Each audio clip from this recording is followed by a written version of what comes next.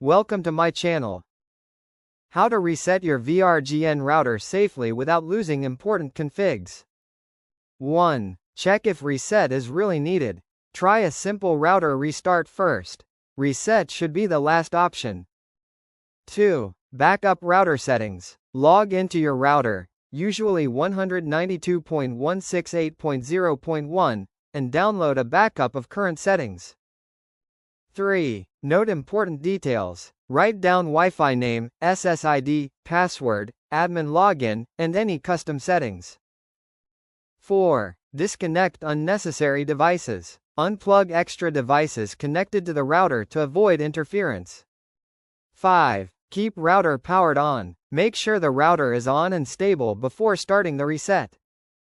6. Use the reset button carefully. Press the reset button for 5 to 10 seconds only, not longer. 7. Wait for router to reboot. Allow 2 to 3 minutes for the router to restart fully. 8. Restore saved configuration. Log back in and upload your backup file to restore settings. 9. Check internet and Wi-Fi. Test internet connection and confirm Wi-Fi name, password are correct.